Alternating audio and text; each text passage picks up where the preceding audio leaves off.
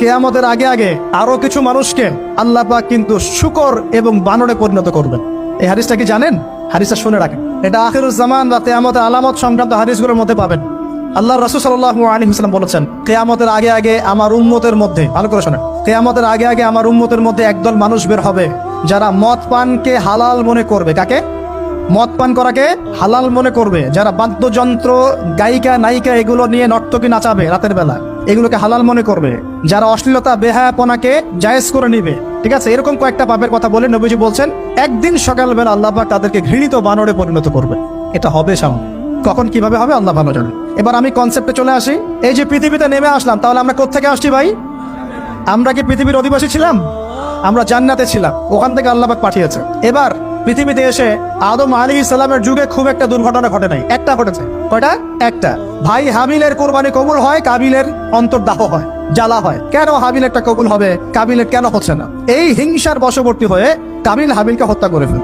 হত্যা করে লাশটা দাফন করার পদ্ধতিও তার জানা ছিল না। আল্লাহ কাককে পাঠালেন, কাককে দেখে সে শিখলো। প্রথম দুর্ঘটনা হচ্ছে হাবিল কাবিলের দুর্ঘটনা। বলে রাখি, আজকেও নিজের ভাইয়ের বেশে বহু কাবিল মুসলিম সমাজের মধ্যে ঘুরে বেড়ায়। নিজের ভাইয়ের লেবাসে, পোশাকে, সুরতেই বহু কাবিল এখনো কিন্তু মুসলিম সমাজে ঘুরে বেড়ায়। তো আমরা কাবিলদেরকে কাবিলের পরিণতি সম্পর্কে সচেতন করতে চাই। হাবিল বলেছিল, তুমি যদি আমাকে মারতে আসো, আমি তোমাকে মারার জন্য হাত বাড়াবো না। হাবিল জান্নাতে যাবে আর কাবিল জাহান্নামে যাবে। কেন কাবিল জাহান্নামে যাবে? নবীজি বলেছেন, পৃথিবীর প্রথম হত্যাকাণ্ড সংগঠিত করেছে কাবিল। এই কারণে পৃথিবীতে যত খুন হবে, সমস্ত খুনের পাপের একটা অংশ কাবিলের আমলনামায় যোগ করা হবে। বলে নাউজুবিল্লাহ। একটা কথা মনে রাখবেন, সদকায়ে জারিয়া যেমন আছে, গুনাহে জারিয়াও আছে। একটা মদের দোকান দিয়েছেন, যত মানুষ মদ খাচ্ছে, সমস্ত গোনার একটা অংশ আপনার কাঁধে আসছে।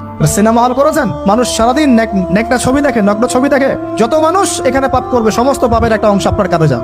আবার একটা মাদ্রাসা করেছেন, যত মানুষ এখানে দ্বীনি ইলম শিখবে, এই নেকির একটা অংশ আপনি পাবেন ইনশাআল্লাহ। মরে গেলেও কবরে পাবেন ইনশাআল্লাহ। আল্লাহ পাক আমাদের সবাইকে সদকায়ে জারিয়া করার তৌফিক দেয়, গোনাহে জারিয়া থেকে বাঁচিয়ে রাখুন। খুব খেয়াল রাখবেন, আল্লাহ পাক আমাদের হেফাজত করুন বলি আমিন। এবার ওই যুগ শেষ, নূহ আলাইহিস সালামের যুগ। এই যুগে আল্লাহর একই সুন্নত, নূহ আলাইহিস সালাম 950 বছর দাওয়াত দিলেন, 40টা বা 80টা পরিবার ইসলাম কবুল করেছে, বাকিরা করে নাই। যারা করে নাই আল্লাহ পাক তাদেরকে ডুবিয়ে মারলেন, যারা করেছে আল্লাহ পাক উদ্ধার করলেন। সোজা কথা।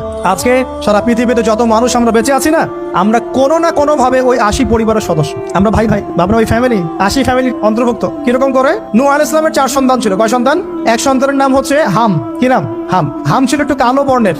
হামকে দিয়ে আফ্রিকার কন্টিনেন্টে যত মানুষ দেখছেন ব্ল্যাক স্কিনের, কালো স্কিন, এরা সবাই হামের বংশধর।